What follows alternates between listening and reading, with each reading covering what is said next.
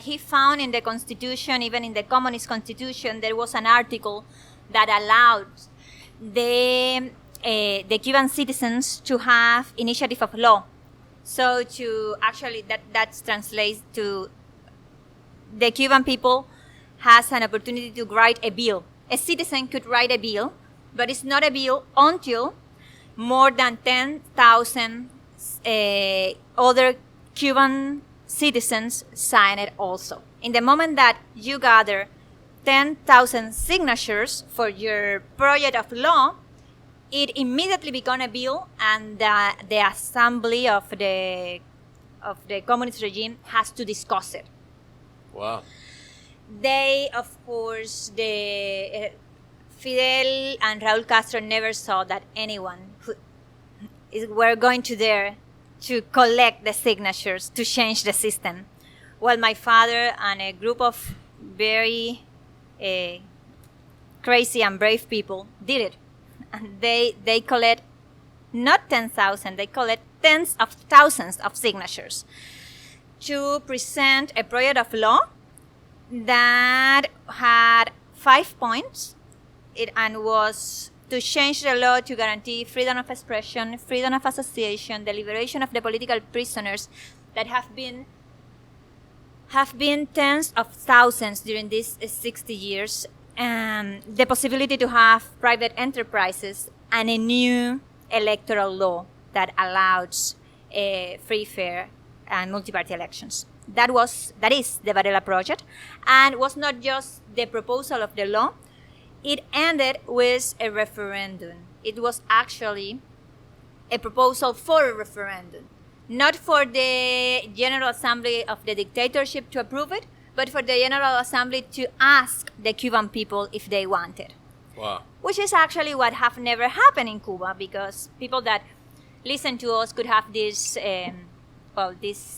romantic idea that the Cuban people is somehow happy in the way that they live, they could have been listening to the stories about the education of the healthcare, right. or just they could have heard that, well, Fidel Castro have been there for 60 years and now his brother, and that's not normal in democracy, but the people in Cuba wanted it that way.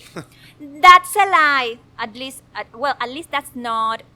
I study physics, so I try to be very rigorous when I talk. At least that haven't been proved.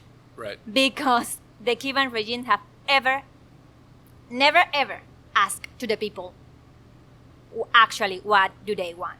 Right. Have never ever submit themselves to the will of the people. So to speak in a language that I think American people understand, the Cuban Revolution have never ever have the consent of the people. Never. And that was what my father was proposing. Of course, not to give consent to the dictatorship, but to change the system with the consent of the Cuban people.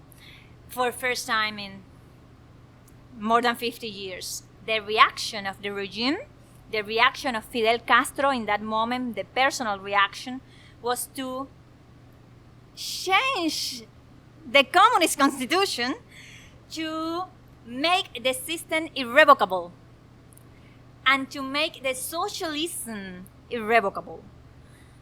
And of course, with that, he was not invalidating the Varela project, because that was something that was made after the Varela project, and you cannot make a law with that kind of retroactive power. But it doesn't matter when you have total power. When you are a totalitarian regime, they ignore their own law, they violated their own law, they never answered to the Varela project, and they put in jail all the leaders of the Varela project, with the exception of my father, who they killed 10 years after that. He was with Harold Cepero. Harold and Nicolás friends. Harold was 32 years old when he was killed in 2012, together with my father. But when the Varela project was in their more the more hot moment, just for saying that like that, he was in the university. He was studying veterinary. Yeah, Help me with that word. Veterinaria. yeah, a veterinary school. Oh, veterinary school. Yeah. Thanks.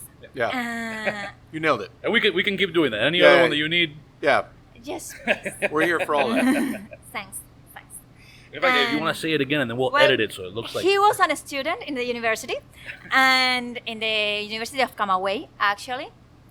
And he was so brave and so brilliant and so generous that when Harold Cepero got in contact with the Varela project, of course he was not a friend of my father or my friend in that moment. We are talking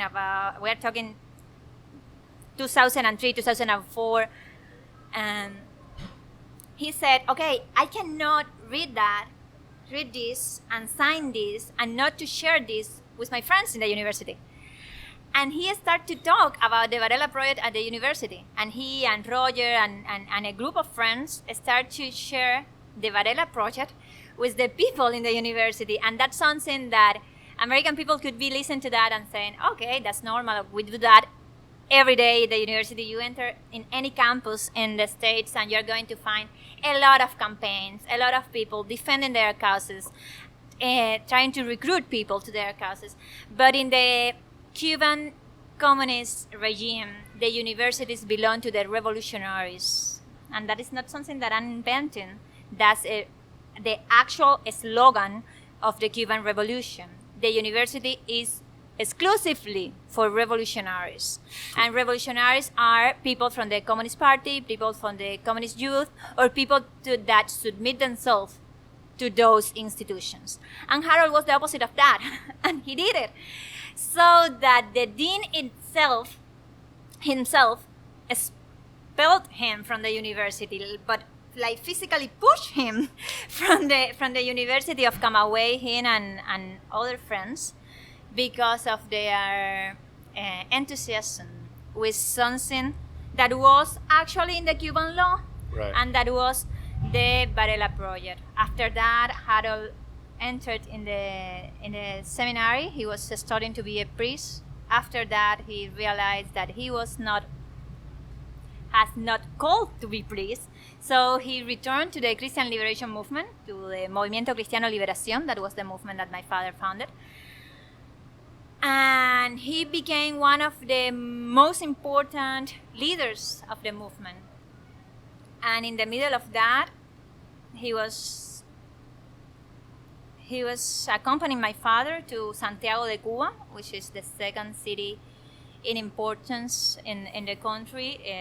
A big part of the movement has presence there in Santiago, so they were traveling to Santiago to see other people from the movement, and agents of the Cuban State Security hit their car from behind, run them off the road, and the next thing that we knew was that my father was dead. And hours later, Harold Cepero was also dead in the hospital without receiving any medical attention. And the other two persons that were traveling with them were disappeared, uncommunicated by the Cuban State Security, and they remained like that till they were expelled from the country.